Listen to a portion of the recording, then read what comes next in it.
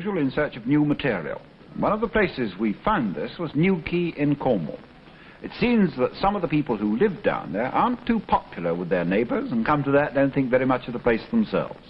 Just listen to this and you'll see what I mean.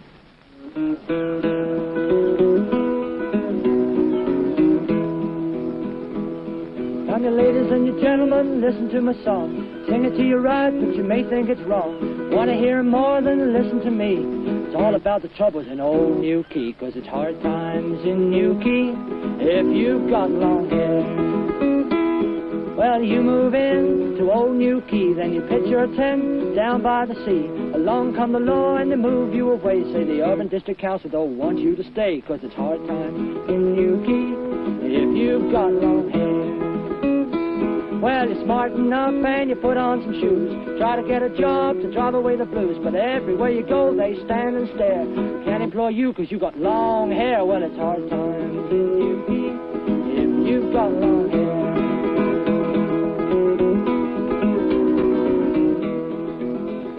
Well, to take a little drink, it ain't no sin. But there ain't a pub in Newquay that'll let me in. I searched the cafes for a place to eat, but they can't serve you 'cause you're a beat. Well, it's hard times in Newquay if you've got long hair.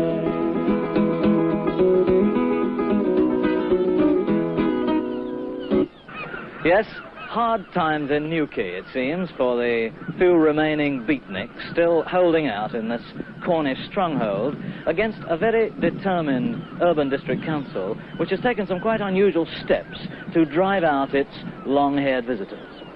At the height of the season there were perhaps 40 or 50 Beatniks here in this North Cornish resort, say 1 to every 1,000 of Newquay's swollen summer population. But even this small figure was far too many for the short-haired burghers of Newquay. So the council wrote official letters to all the shopkeepers, cafes and bars, urging that they refuse to serve Beatniks. And at the same time wrote to the Hotels Association suggesting that Beatniks be given no employment, not even as washer-uppers. Why is your council giving these Beatniks such a hard time? Well, the trouble started last summer when the first invasion of these types came along. Perhaps one didn't so much object to their eccentricities of dress or even long hair. But when it came to just forgetting to wash and becoming gradually dirtier and dirtier, eventually becoming filthy and finally stinking, we felt it was more than we could stand. How many complaints have you received from holidaymakers about these Beatniks? Quite frankly, not a great number. Quite a small number, I would say. So it is mainly the shopkeepers who are complaining? It is the people who run this town, who live in this town, who work in this town, and whose livelihood entirely is bound up with the tourist industry. Among your other duties, you're the council treasurer. Now, what has Newquay lost or suffered by the arrival of these Beatniks? I would say nothing at the moment, but our fear is that if we become almost noted as a Beatnik resort, we shall suffer seriously in the future. Do you think this conspiracy of shopkeepers and cafe proprietors and innkeepers to boycott a certain group of people, certain members of the public, do you think this could stand any very close legal examination? Difficult to say, probably not. Although I think it's wrong to assume because something is on sale in the shop window, you're bound to sell it to the person who comes in.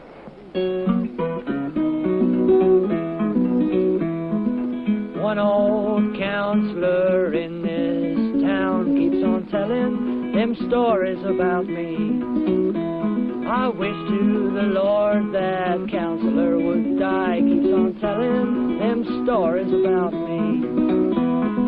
Oh, babe, it ain't so. Oh, babe, it ain't so. Oh, honey, I thought you know. Just that I'm having to live mighty low.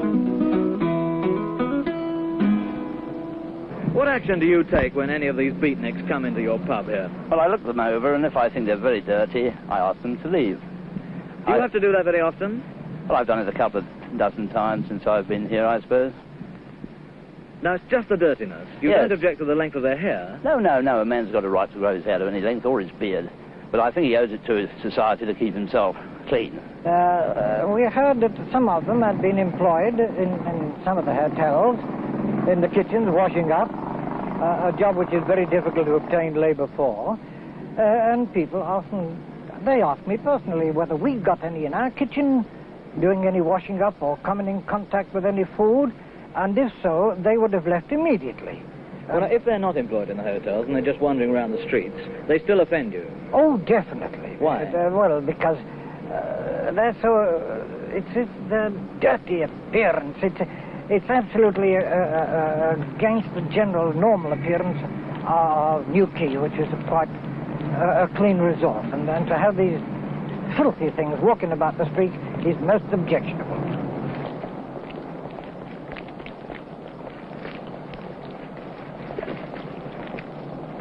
What is your name? Sue. Sue.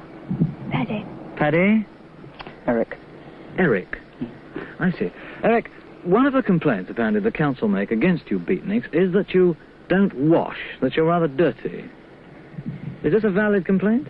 No, I don't think so. It isn't? No. How about yourself? Do you wash very much yourself? Fairly frequently, yes. Well, like how often? About once every 2 days at least. Do you? Well, your friends tell me that they can't ever remember when you wash. Oh, that's just they don't see me. We can't even wash our hands. For about the first 2 days, we couldn't even find a place to wash our hands.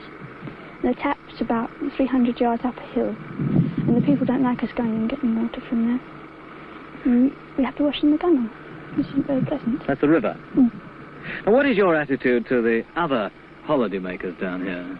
Well, I think they're all a bit silly, really. You know, they walk about in these terrible-looking clothes, like long polythene macks and terrible, funny old straw hats and shorts and plimsolls. They look at us and they scream out with laughter. We don't go along the road screaming with laughter at them, you know. And it makes us ever so cross because they sort of swear out and shout things, and what gets on your nerves in the end because, well, you know. And do you think it's a good life being a beatnik? Oh, yes, I think it's an excellent life, thank you. Why? What makes you say that? Well, you have the freedom, a certain amount of freedom. You can do what you like. I can leave here tonight, and I can travel to Penzance, Land's End, or anywhere I like. Not only you can leave here tonight, I'm told you've got to leave here tonight. Only this spot. They can't very well make us leave the town completely. I suppose perhaps the mildest thing that could be said about beatniks is that you are probably exhibitionists. That's what people think. They come up to you and they say, well, look at you, you're going around in mobs. And I say to them, well, you're going around in mobs, and yours is a much bigger mob. You know, I mean, they think we're doing it to be noticed. Aren't you? No. What are you doing it for? Well, all I'm doing is doing what I want to do. I'm only interested in playing the guitar and travelling. And if I like growing long hair, it doesn't bother me. I enjoy it. It's easy. You don't have to shave. And I enjoy doing it. And all my clothes I make or people give me, and I can live very cheaply on the money I earn by playing. Well, how has this organised disapproval of beatniks affected you? Well, it hasn't affected me. Well, it has, but not very much. I'm still here, as you can see, one of the few who are still here, because I can just make a living by playing at barbecues and things. But it's affected me as far as going to shops. I can't get a drink. I mean, to get a drink, I have to hitchhike about 20 miles out of town. Before I went round every pub in town Saturday night to get drunk, and I didn't get one drink. And I can't get a cup of tea anywhere or anything, because I'm supposedly a beatnik. Well, there we leave Sue, Paddy, and Eric, who are apparently ever so cross down in Newquay in Cornwall.